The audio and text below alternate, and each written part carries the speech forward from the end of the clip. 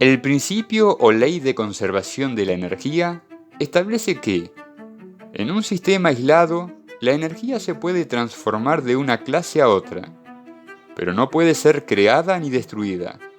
La energía se conserva. Lo anterior significa que la suma algebraica de las variaciones de energía en tales sistemas, en sus distintas formas, permanece constante.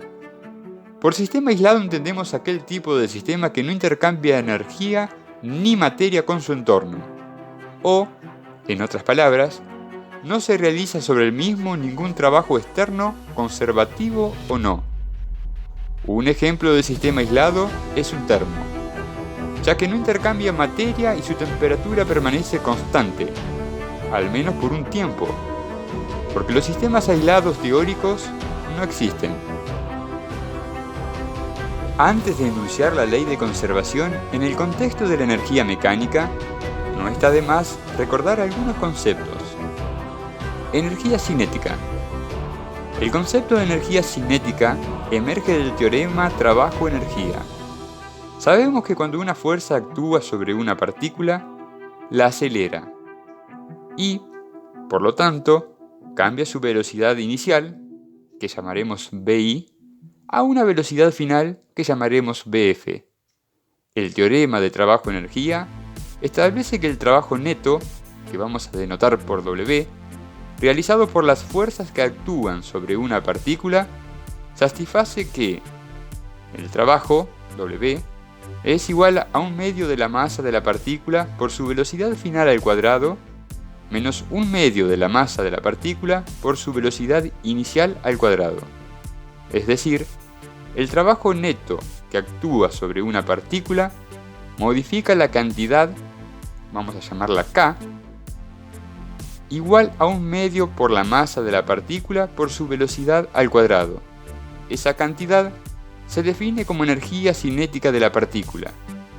Luego, el teorema anterior se puede expresar de la siguiente manera: W es igual a delta K, donde delta K indica la variación de energía cinética de la partícula. Lo que acabamos de enunciar es el teorema de trabajo-energía. Su demostración es muy simple para el caso de una fuerza constante. Supongamos que una fuerza, F, constante, mueve una partícula desde su posición inicial, xy, hasta su posición final, xf, a través de una línea recta.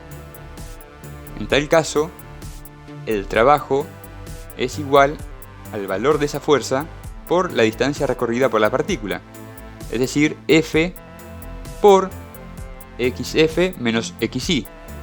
Ahora bien, la fuerza, en virtud de la segunda ley de Newton, es igual a la masa por la aceleración. Y la posición final menos la posición inicial es igual a la velocidad final al cuadrado menos la velocidad inicial al cuadrado sobre 2 veces la aceleración. Ese es un resultado muy fácil de demostrar en el contexto de la cinemática. Por lo tanto, el trabajo es igual a un medio de la masa de la partícula por su velocidad final al cuadrado menos un medio de la masa de la partícula por su velocidad inicial al cuadrado. Y esa es la prueba del teorema de trabajo-energía para el caso de una fuerza constante que mueve una partícula desde una posición inicial hasta una posición final, siguiendo una línea recta. Para el caso de fuerzas que no son constantes, la demostración también es muy simple, pero requiere manejar conceptos como los de derivada e integral. Energía potencial. Existen en la naturaleza fuerzas con la propiedad de que el trabajo que realizan para mover un cuerpo desde una posición inicial hasta una posición final no depende de la trayectoria seguida. La fuerza de la gravedad y la fuerza de restitución de un resorte son ejemplos de ese tipo de fuerzas, que se denominan conservativas y sobre las cuales se define la energía potencial. La energía potencial, generalmente denotada por la letra U, de un sistema, es la energía almacenada que tiene el mismo debido a su configuración.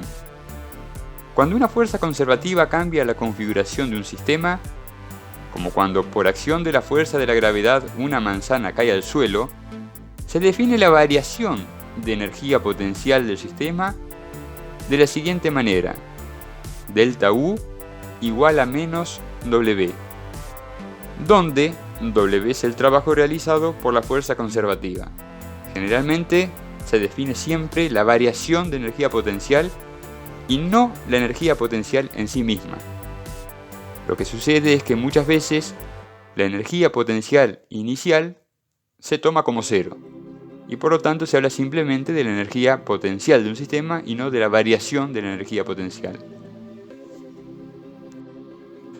Es importante notar que tiene sentido definir la variación de energía potencial para fuerzas conservativas justamente porque son aquellas fuerzas cuyo trabajo no depende de la trayectoria. De lo contrario, si el trabajo variase con la trayectoria, la ecuación 2 carecería de sentido.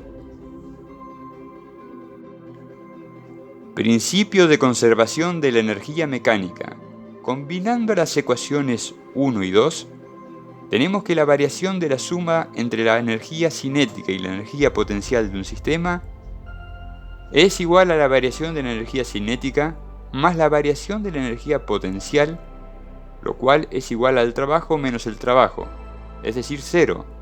Y eso significa que la variación de la cantidad K más U, es decir, la suma de la energía cinética y la energía potencial, es nula. Esa cantidad se conoce como energía mecánica. Y lo que acabamos de decir es que la energía mecánica se conserva. Ese es el famoso principio de conservación de la energía mecánica, que puede enunciarse de la siguiente manera. En cualquier sistema aislado de objetos que interactúan mediante fuerzas conservativas, la energía mecánica del sistema permanece constante. El enfoque de la energía suele ser más útil que el de la fuerza, porque nos permite trabajar con escalares, cuya álgebra es más simple que la de los vectores. Veamos dos ejemplos para afianzar conceptos. Ejemplo 1. Desde el techo de una casa de 10 metros se deja caer un cuerpo de 20 kilogramos. ¿Con qué velocidad llega a la Tierra? ¿Depende esa velocidad de la masa del cuerpo? Inicialmente el cuerpo tiene una energía cinética KI igual a 0, puesto que está en reposo, y el sistema cuerpo-tierra posee una energía potencial, en este caso gravitatoria, UI igual a mgh, donde h es la altura de la casa, g la gravedad y m la masa del cuerpo. Cuando llega al nivel de la Tierra, su energía potencial, UF, es nula, y su energía cinética, KF, es un medio multiplicado por la masa del cuerpo por su velocidad final al cuadrado. Por la conservación de la energía mecánica tenemos que la energía potencial inicial más la energía cinética inicial debe ser igual a la energía cinética final más la energía potencial final. Pero como la energía cinética inicial es nula y la energía potencial final es nula, se deduce que la energía potencial inicial debe ser igual a la energía cinética final, lo cual implica que mg por h debe ser igual a un medio por m por bf al cuadrado, de donde podemos despejar fácilmente el valor de bf. Y nos queda que la velocidad final, es decir, la velocidad con la que el cuerpo llega a la Tierra, es igual a la raíz de 2 por g por h, lo cual no depende de la masa del cuerpo. Y para el caso particular de una casa de 10 metros de altura, la velocidad final será de 14 metros por segundo. Es decir, el cuerpo llega a la Tierra a 14 metros por segundo. Ejemplo 2. Un joven que está sentado en la parte superior de un iglú se da a sí mismo un pequeño impulso y comienza a deslizarse hacia abajo. ¿A qué altura abandona el iglú? Suponiendo el iglú como una semiesfera de radio r, tenemos que la energía cinética inicial de la persona es nula, ya que inicialmente está en reposo. Su energía potencial inicial, UI, viene dada por el producto entre la masa del joven, por la gravedad, por el radio de la semiesfera que define el iglú. Su energía cinética final, es decir, la energía cinética en el momento en que abandona el iglú, viene dada por kF igual a 1/2 de la masa del joven por bf al cuadrado, donde bf es la velocidad que tiene en ese momento, es decir, en el momento en que abandona el iglú. La energía potencial del joven en el momento de abandonar al iglú es UF igual a mg por HF, siendo HF la altura a la que abandona el iglú.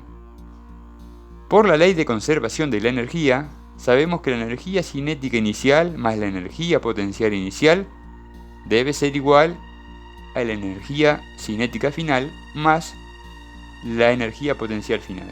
Eso implica que mg por r debe ser 1/2 de m por bf al cuadrado más mg hf. Simplificando m a ambos miembros de la igualdad, tenemos que g por r debe ser igual a 1/2 de bf al cuadrado más g por hf. Llamaremos a esta ecuación ecuación 1 del ejemplo 2.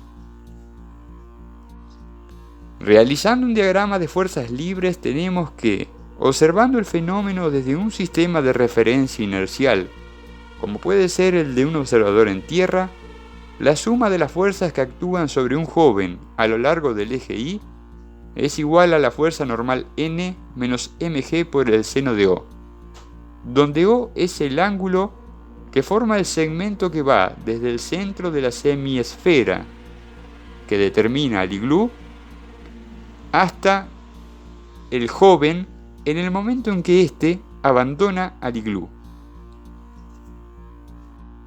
Por la segunda ley de Newton, la fuerza neta es igual a la masa del joven por su aceleración en la dirección del eje Y.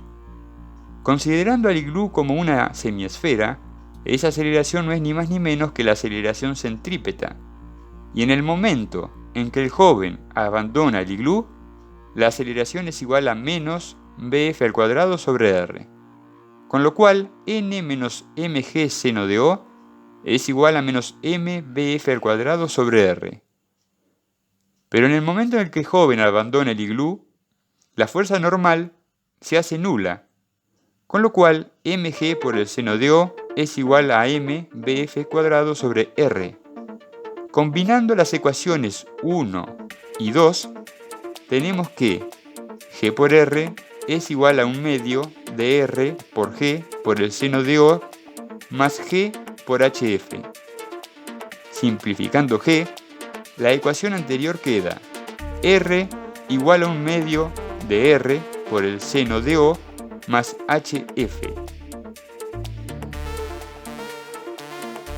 Estamos a un paso de responder la pregunta.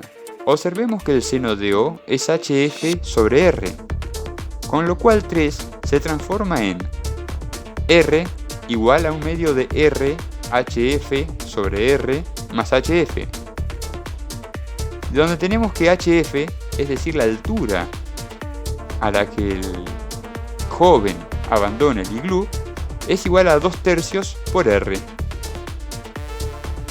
Si por ejemplo r fuese igual a 3 metros, podemos asegurar que el joven abandona el iglú a los 2 metros.